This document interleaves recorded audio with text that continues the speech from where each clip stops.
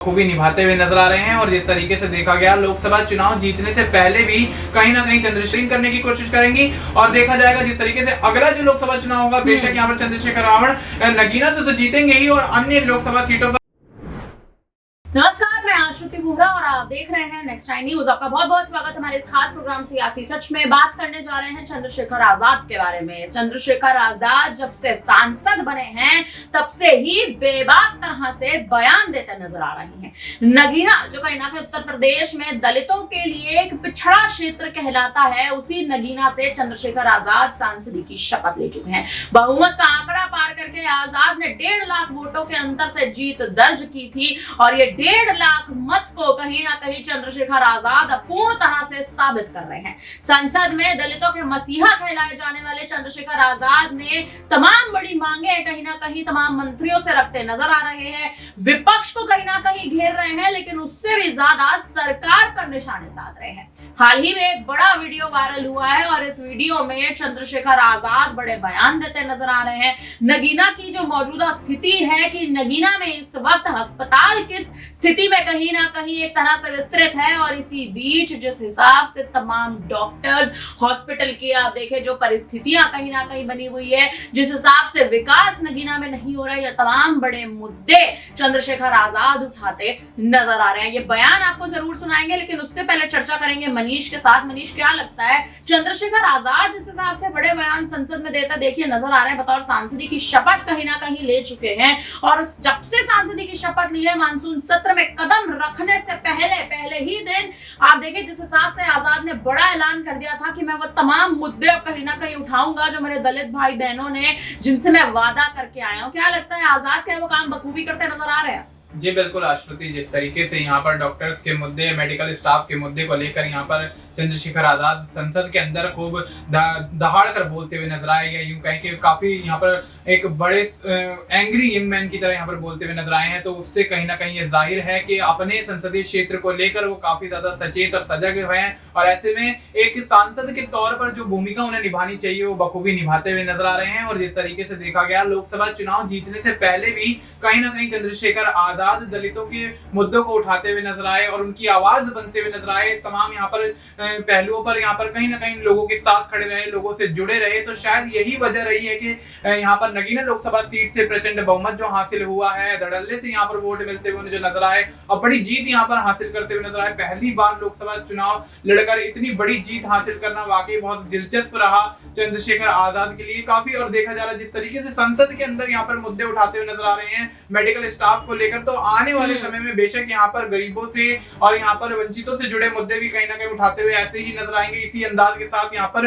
कहीं ना कहीं चंद्रशेखर आजाद संसद के अंदर दहाड़ते हुए नजर आएंगे और विपक्ष की बोलती बंद करते हुए नजर आएंगे। लेकिन मनीष, आप देखिए जैसे शिक्षा का मुद्दा भी कहीं ना कहीं चंद्रशेखर आजाद उठाते नजर आए। उत्तर प्रदेश में योगी आदित्यनाथ सरकार पर और योगी आदित्यनाथ की तमाम रणनीतियों पर सवाल उठाते नजर आए, तमाम बड़ी मांगे करते नजर आए। और आप देखिए ना केवल चंद्रशेखर आजाद बल्कि पप्पू यादव ने भी तमाम बड़े बयान आप देखिए जिस हिसाब से वो देते नजर आए हैं। उत्तर प्रदेश में जो कहीं ना कहीं एजुकेशन मॉडल इस समय योगी आदित्यनाथ ने लागू किया हुआ है और कहीं ना कहीं आप देखें जिस हिसाब से पेपर लीक के मामले लगातार हाल ही के समय से बढ़ते नजर आ रहे हैं, उस पर भी आजाद बड़े बयान देते नजर आ रहे हैं। क्या कहना चाहेंगे? जी बिल्कुल, जिस तरीके से आपने बताया कि शिक्षा के मुद्दे पर किस तरीके से यहाँ पर चंद्रशेखर आजाद बोलते हुए नजर आए और आपने गौर किया होगा श्रुति की इस बार का जो बजट है उसमें शिक्षा का जो बजट है वो काफी ज्यादा कम दिया गया है, तो उसको लेकर काफी विपक्ष के नेता यहाँ पर पप्पू यादव का आपने जैसे जिक्र किया, चंद्रशेखर आजाद का जिक्र करते हुए आप नजर आई, तो ये तमाम वो चेहरे हैं कहीं ना कहीं जो शिक्षा के मुद्दे पर बोलते हुए नजर आए। और यहाँ पर कहीं ना कहीं देखा गया जिस तरीके से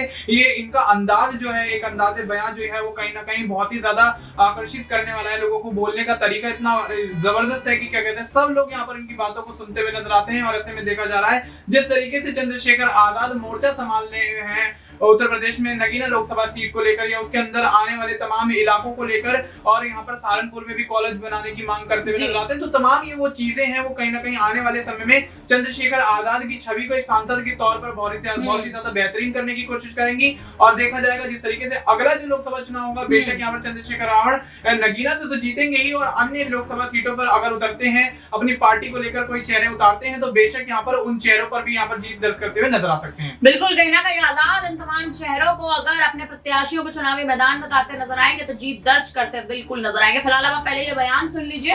इस बयान के तहत आपको ये तो जरूर समझ आ जाएगा कि आजाद जो तमाम मुद्दे कहीं ना कहीं उठा रहे हैं, विपक्ष और सत्तारूढ़ दल आखिर कैसे हंगामा काट रहा है। सुनिए ये बयान। बंद करोगे? हो गई बात आपकी हो गई नहीं सर, भाइयों में झगड़ा हो जाएगा आज सर। नहीं, कोई झगड़ा नहीं। श्री चंद्रशेखर जी हो गई बात, आ गई आपकी सब बात आ गई। श्री चंद्रशेखर जी माने दादा बैठ जाओ, चलो। धन्यवाद। मैं माननीय सभापति जी आपका धन्यवाद करता हूं कि आपने मुझे मेरी बात रखने का मौका दिया।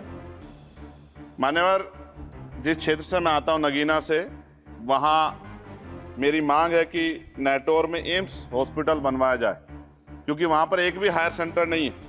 नगीना के शेरकोट में सामुदायिक स्वास्थ्य केंद्र का निर्माण कराया जाए, बहुत ज़रूरत है सर।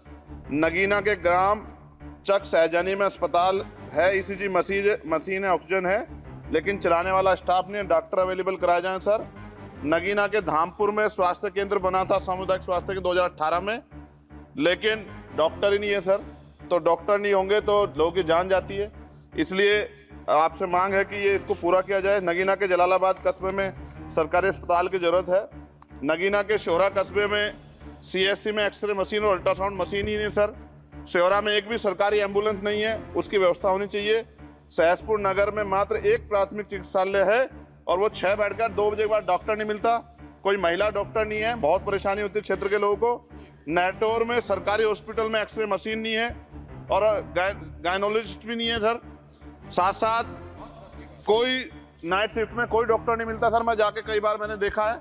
साथ साथ सर, ग्रामीण स्तर पर जिला स्तर पर अस्पतालों में बुनियादी सुविधाएं नहीं है, जिनके होने ना होने की वजह से प्राइवेट अस्पतालों में लोगों को जाना पड़ता है, जहाँ वे लूट के शिकार होते हैं। आम जनता की जेब का क्या हाल है, किससे छिपा हुआ नहीं है।